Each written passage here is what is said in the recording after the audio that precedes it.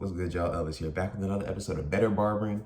For my new people, Better Barbering, the series that I started where I talk about tips and tricks that made me a better barber that other people can use to make them better barbers and ideally better people.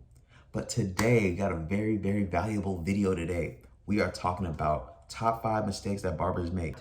This is not like just beginner barbers either. I see a lot of seasoned veteran barbers make these same mistakes. About nothing on this list has anything to do with your actual practical ability of cutting hair and the tools that you use or any of that regular stuff. Number 1, forgetting that clients are not your friends. A thing I see super common with barbers is that they mix up the relationships they have with people. As you grow your skill set and your clientele as a barber, over time, you're gonna have clients that become more than clients to you. It could be friends, business partners. It could be something more than that, but I don't condone that. I'm not speaking on that. Let's keep it professional. Well, in this shop, let's keep it professional. Regardless of the relationship you have with someone you consider your client, if they come in, they book their service, come get their service, and then leave and do not pay you, as far as the business aspect of your relationship, the actual client-barber relationship, that is a violation. And if you can run your business like a charity if you want and throw free cuts here, free cuts there, it's all up to you. But at the end of the day, if they don't respect your business, that is not your client. And you're not obligated to cut anybody that's not your client. I have a lot of friends that are not my clients. And I have a lot of clients that are not my friends. I'm friendly. The only people I go out of my way to keep as clients are people that, I have good energy exchanges with. And, of course, they pay my price. But at the end of the day, I have to feed my family with this shit. If clients/friends come in and they expect a discount and they don't want to have to pay this time, given it's all up to my discretion. Ultimately, it's up to me to decide. But I've been cutting hair seriously for going on 6 years now. Like, I've had a lot of clients come and go. I built a lot of lifelong relationships with those clients. A lot of those clients turned into friends. I cannot tell you how many clients I've had that faked a friendship, trying to either get over on me, get special treatment, and other things like that. And that's all fine and dandy. But once you can't get them in and you just can't, or you just don't care to, or if they violate your policies and you put your foot down, niggas are not trying to hear that. As soon as the friendship becomes inconvenient to them or just doesn't give them any added benefit, you out high and dry. Every time I had an actual falling out with a client, not that they just left and didn't come back. That happens. That's the game.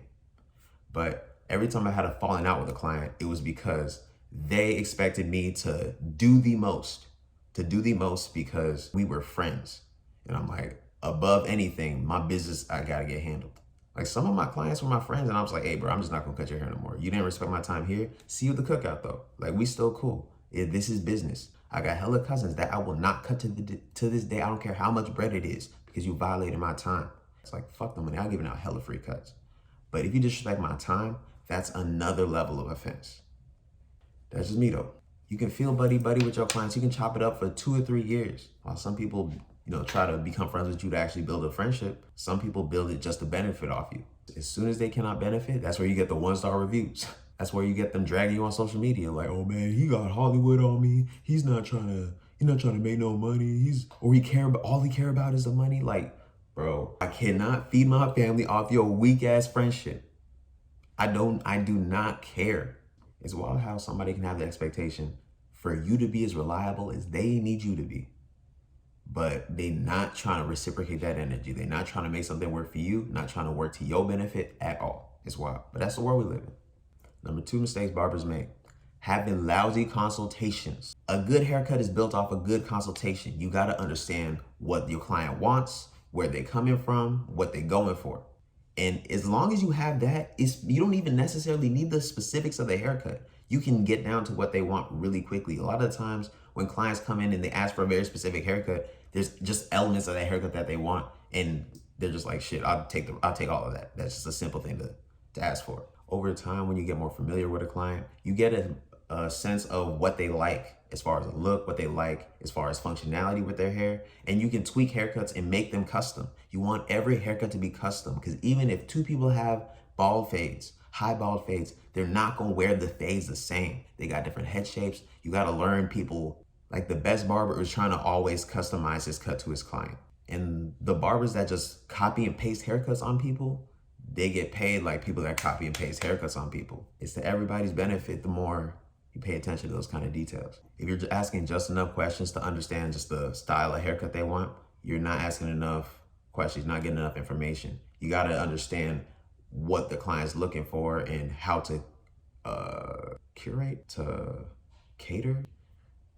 You just wanna customize. You want this haircut to be for them, not just a haircut they asked for. You want this haircut to be for them. Number 3 mistakes that barbers make: being possessive over your clients. I understand if you cutting somebody for years and you looking forward to that and you feel like, oh, that's money coming in your pocket. You can feel emotionally connected to your clients, and if they don't come to you, it can be like, ow, damn, why not? I get it, I've been there, but that's not how this shit works. People get haircuts when they need haircuts from who is available. More often than not, there's a very, very small percentage of clients that would just hold out for their barber regardless of the situation. If you got an event to go to, most people are going to take a chance, at least to look good for that event, even if they can't come to you. And that's no shade, bro. Like, it's just a service to them. It is just a service. Now, there's a lot of clients that go in and they're like, oh yeah, my old barber, and they talk hella shit. Keep in mind, the city is small. The city I live in, like Greensboro, it's a sizable city, but it's small. Everybody know each other, especially in the barber community. So, like, people come in and they're talking about, oh yeah, my last barber, blah, blah, blah, blah. And I'm like, bro, first off, I'm not trying to hear none of that, bro. You on that kind of time already, bro. I already know you are going to be a problematic client. If you just coming in already with expectations of somebody else, nah. But, you know, people will come in, complain about their last barber, then go straight back to that dude. A lot of clients are cat. A lot of clients are full of shit, bro. Okay, 99% of people are full of shit, so 99% of clients are going to be full of shit. Let's keep it 100. But I ain't shit either. Keep that in mind. I couldn't even tell you how many people I cut. Definitely hundreds, most likely thousands. And I don't have any kind of ownership over any of those people's heads, bro. I did not grow that hair out that scalp. If they decided to come to me to style or cut it, bro, I appreciate that, because they could have picked anybody else. They could have spent time and energy with anybody else, but they picked me. And a lot of those people are not my clients now because I can't fuck with them. They on some goofy shit, or they couldn't pay or respect my policies, and that's fine. I'm not for everybody, but even my favorite clients, like, everybody got favorites. Don't be salty about it. Everybody got favorites. I give them recommendations when I'm not available to cut them, because I gotta make sure my people are good. And if anything, if they gonna get a haircut, it's not gonna be a shitty haircut that I gotta fix. Nah, this barber game is really a relationship thing, bro. It's human relationships. It's not that much about cutting hair. You don't have to cut hair that well to be successful. Most of it is just attitude and how you structure your business and handle people. Once those things are calibrated and in order, money comes. All right, number 4 mistake, not putting the client first. And I know I was just talking all this shit about problematic clients. I still feel that.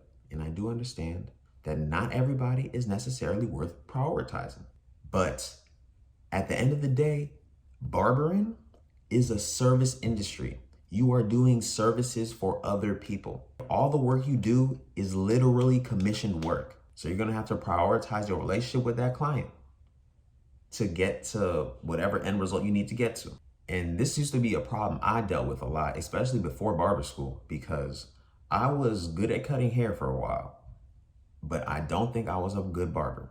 The difference between being a hair cutter and being a barber is all in the client interaction. You can be good at cutting hair, technically good at cutting hair, makes you a good hair cutter. But to be a barber, you have to have a client. That relationship is integral to like the whole structure of the business. If you have nobody here to cut, you're not a barber. But you know, when I started, I learned how to cut hair and I learned how to do it well. But my customer service shit was lacking. Before barber school, I do think my client consultations were actually on point. Like more often than not, I got what people wanted right. More often than not. And even if I didn't understand when the consultation began, by the time it ended, we got a lot closer to what they wanted. And then every haircut was always better than the last. Like, the longer anybody was my client, the closer we got to something that fits them the best, well, that I could provide. And clients pick you as they barber for a lot of different reasons. Personality, vibe. It could just be your style, bro. It could be they don't even care about their haircut. It could be completely unrelated to how you cut hair. I have a lot of clients who get cuts every few months or every few weeks, and they literally just want to get their hair cut down and just chop it up with a friend. And hey, I'm that friend. And they pay me full price for some simple ass haircut. That's what they value, and I'm blessed that I can provide. I'm talking about putting your clients first, but I would really warn against prioritizing your client before yourself, because some clients come in all different kinds of shapes and sizes with all kinds of different demeanors and attitudes. Like one client who could come in and let's say doesn't talk too much, and your haircut is 95% of what they want, and they're like, hell yeah, I'll take that. That's my barber forever. We don't talk when he cut my hair, but that's the dude I go to cut my hair.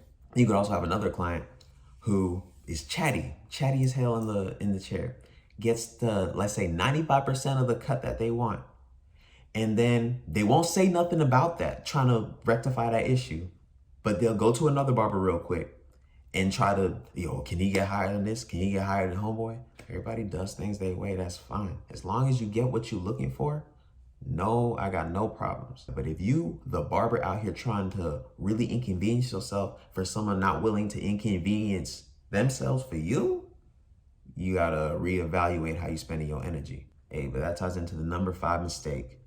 Being a doormat to your clients, regardless of the nature of the relationship.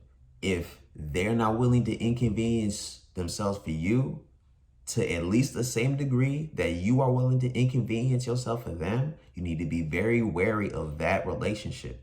Hey, but some relationships is gonna be like that because just by the nature of a lot of relationships, the pressure applied is not evenly distributed. Like the relationship of someone and their dependent will never be the same. The child is never gonna look at a parent like an equal, and the parent's never gonna look at a child like an equal. If the relationship has that kind of dynamic, where it's just, one is dependent on the other, it's never gonna be equal. So ignore that. But when we talk about clients, if you a hair care professional, a lot of your clients don't have a reason to interact with you outside of needing hair care services or hair care information. That just is what it is. Even if y'all consider each other friends, y'all chop it up, y'all know each other family, this and that, some people don't have a reason to hit you up unless it has to do with their hair. That's just how that goes. Back when I didn't really establish solid boundaries, I constantly struggled with clients treating me like a doormat. I've been a barber for a while, bro. I understand the pressure of feeling like you have to look out for a client. Like these are people that put money in your pocket, that made a lot of the things you want to happen indirectly because they paid you to do what you like to do. I remember when I had to legit negotiate and convince people to cut their hair, to let me cut their hair, to do a free haircut. I was doing like $5 haircuts at some point. Like I remember that shit. Once it got to a point where I was booked out and people were like, yo, please cut my hair. That was a really blessed position to be in. The longer I'm living and the longer I'm learning, the more selective I am with how I spend my time and my energy, and who I spend it on and what I'm getting in return. Coming from a person that was a doormat, people don't respect that shit. They appreciate it because it benefits them, but they do not respect that shit. Once someone finds that you a pushover, you become an option to push over. People will treat you how you allow them to treat you. One of the most relatable examples from my life is trying to cut clients in your off time, like outside of your schedule. Way back when I had a lower value of my time. To be honest, I just had a lower value of my time. Of course, the money was dope, but I'm always thinking like, oh, so-and-so needs something. How can I help? How can I help? How can I help? And most of my clients were people that, reciprocated that kind of energy. So that was fine. But of course, there's always going to be some people in the mix that don't have that same kind of appreciation, won't appreciate or respect you the same. So I used to bend over backwards trying to rearrange my own personal things just to make some after hours haircuts work. Now I'm in a different life position. I got a bunch of different things going on, different priorities, different responsibilities. And I don't make the same accommodations for people. Before I just booked, I had appointment slots available and people booked them. And then when those were overbooked, I just throw in a few after, just here and there around. But now, since my time goes to other things that I consider more important than cutting hair, to be real, life is so much bigger than being behind a chair, and barbers understand that. But clients, I guess because they don't spend that much time in a chair, to be real. I don't expect them to really understand that perspective. But your barber does not live to cut your hair. We love to do this shit, most of us. A good portion of us love to do this. But we don't live for this shit. After years of cutting hair, haircuts are haircuts. Now I value my free time to a way higher degree. If someone wants after hours cut, and to me now, after hours is literally anything that is not within my bookable schedule. Like if you can't book an online appointment, if you gotta text me for a time because you couldn't book, I almost can guarantee that's an after hours cut. And all my after hours cuts are double. And a lot of people hear that, they're like, woof, nope, I'm not trying to pay that. That's fine, it's not for you. But honestly, I only ever really do after hours cuts when it's last minute and somebody just needs a cut then. And I have a lot of people that come to me and be like, hey bro, I can't pay that, I can't pay that. I'm like, that's fine. That's not an option for you. I mean, if you plan on continuing to get haircuts over here, you're just gonna have to plan accordingly and book ahead, you know. But as long as you can, you know, work with my policies, we all fine and dandy. If you want me to take time out of my day from the things that I value the most outside of this chair, well, I'm not in the shop now, but the chair, like you gonna have to show me how much you mean it, how much you need this haircut, how much do you value my time and my service? Like some people, it's $80 is steep. For me, that's a steal because my time was priceless. I could be doing literally anything else. I had clients in the past and way lower price points. And a lot of us were still cool. But it's just, as far as this season, money-wise, it's not what they want to spend their money on. That's totally fine. Clients are going to be seasonal. Some are going to come, some are going to go, some are going to come back. Some were debatably not your client in the first place. All right, so that's been Top 5 Mistakes Barbers Make. I appreciate y'all watching the end of this video. If y'all got value, please let me know in the comments. If you got value to add, let me know in the comments. If you got something you want me to touch on, let me know in the comments. I appreciate y'all watching the end. I don't know you by name, but it makes me feel special. If you haven't already, please go ahead and like the video, subscribe. If you haven't followed me on Instagram or basically all social media, @CutsByElvis here. Watch me get it wrong. Appreciate y'all again for watching. But until next time, Craft of a Clout, I'm out.